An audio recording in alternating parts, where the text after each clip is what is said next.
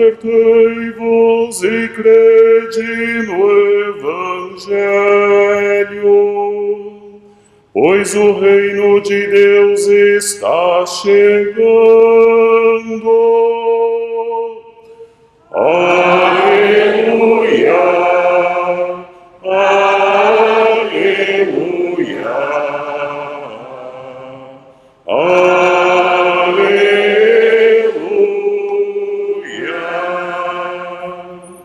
O Senhor esteja convosco. Proclamação do Evangelho de Jesus Cristo segundo Mateus.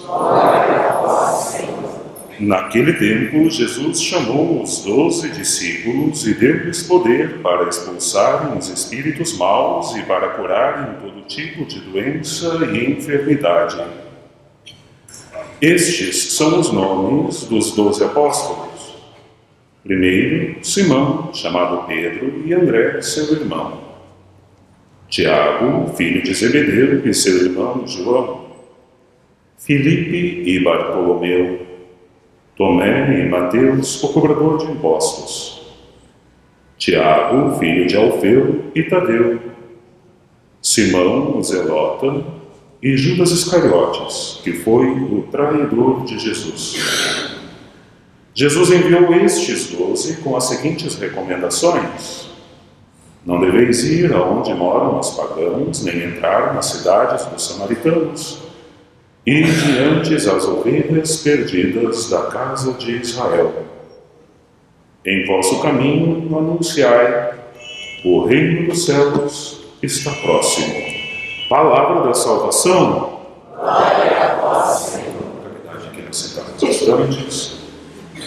Estão entre nós alguns corações enlutados que vieram rezar pelos seus entes queridos que terminaram sua peregrinação entre nós e partiram para a casa do Pai. Estão depositados sobre o altar muitos nomes de irmãos e irmãs que deixaram de conviver fisicamente conosco, mas não espiritualmente, porque cremos que pelo batismo os laços do Espírito que nos unem não se rompem com a morte. A comunhão dos santos faz com que seja em benefício dos que partiram a nossa prece por eles, da mesma forma que vem em nosso benefício as preces daqueles que já estão junto do Pai e que intercedem por nós. E ambas as realidades, a Igreja peregrina e a Igreja triunfante, suplicam a Deus Nosso Senhor por aqueles que padecem no purgatório, a Igreja padecente, razão pela qual rezamos pelos que nos deixaram. Aos familiares e amigos enlutados, nossas condolências, nossa oração, para que, fortalecidos na fé e na esperança, permaneçam sempre e cada vez mais unidos a Cristo Nosso Senhor, a fim de que um dia nos encontremos na casa do Pai com aqueles que lá nos antecederam. Por estes irmãos e irmãs, suplicamos, dai-lhes, Senhor, o descanso eterno e a luz perpétua do seu reino. Descansem em paz. Amém. Aos que nos visitam nas quartas-feiras, dedicamos este espaço da homilia para refletir sobre algum tema pertinente aos conteúdos da nossa fé, para que, conhecendo melhor a nossa fé, mais nos apaixonemos, nos deixemos fascinar por ela, tão rica e bela ela é. E neste ano em que celebramos os 100 anos da aparição da Bem-aventurada Virgem em Fátima, os 300 anos de Nossa Senhora Aparecida, temos dedicado estas catequeses para contemplar o rosto de Maria. Partindo dos escritos de Santo Afonso Maria de Ligório, As Glórias de Maria, um dos melhores tratados de Mariologia já escritos na história da Igreja, e refletindo sobre cada uma das palavras da oração multissecular da Salve Rainha.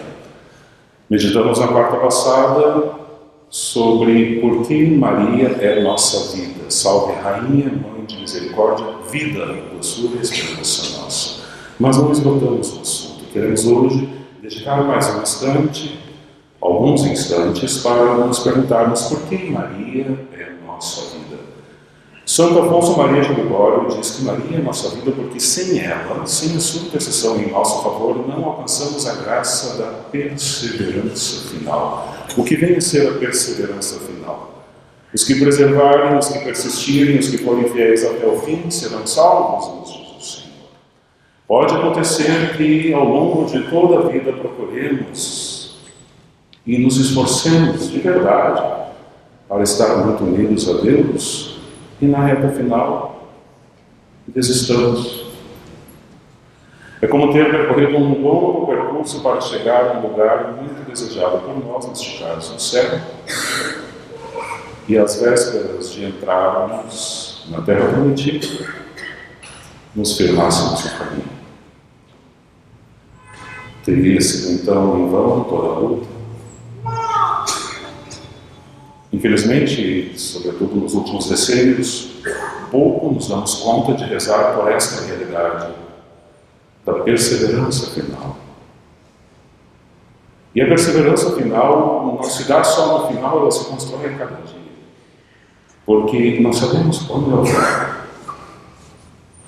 Pode nos surpreender hoje, ou daqui a 50 anos, só Deus o sabe.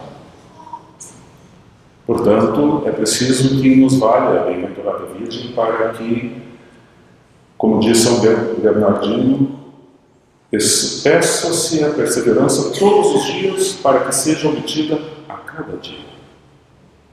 Pois este é o único. De ontem já não podemos fazer mais nada pelo dia de ontem, senão pedir perdão pelos erros cometidos. O de amanhã ainda não nos pertence, nem sabemos se nos pertencerá.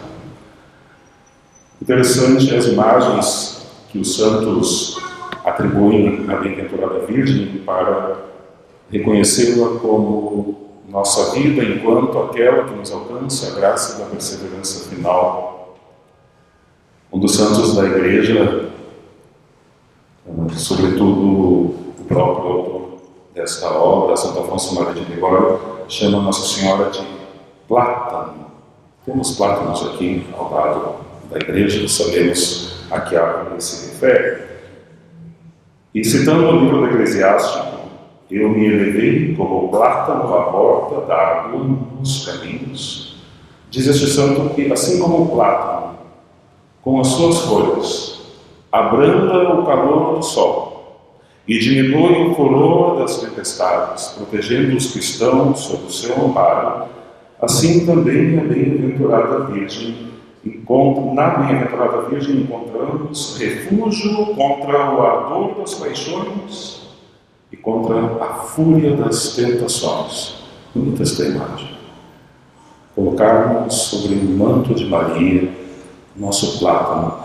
E outros santos da igreja dizem, inclusive, que a própria folha do plátano lembra um escudo. Escudo que representa justamente este manto de Nossa Senhora que nos protege de tantas dificuldades.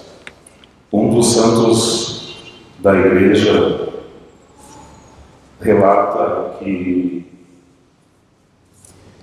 um beato Alano, ele relata nos escritos da sua vida que, numa determinada ocasião, quase caiu numa grande tentação.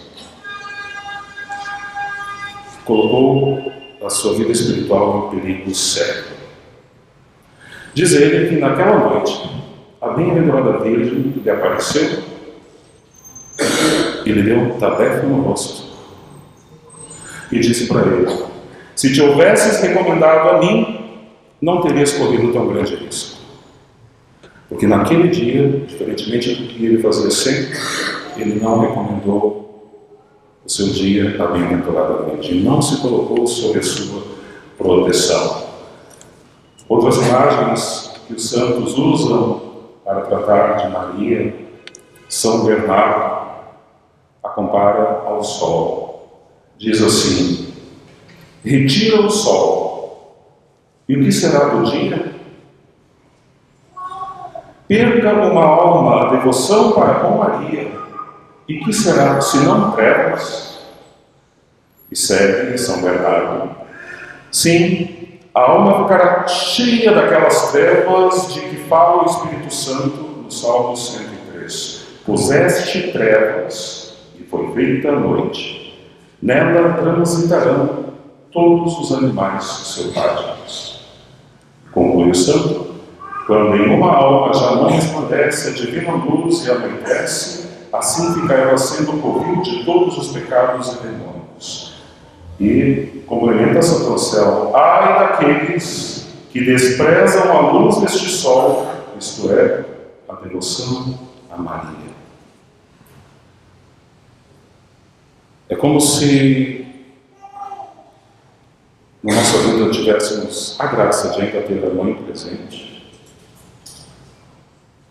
e deixássemos de acorrer a ela. Quando já não a temos, é quando mais sentimos falta. Mas a bem-aventurada Virgem está sempre presente. E nem sempre lembramos, ingratos, que não poucas vezes somos, de lhe suplicar a proteção, de lhe suplicar as graças.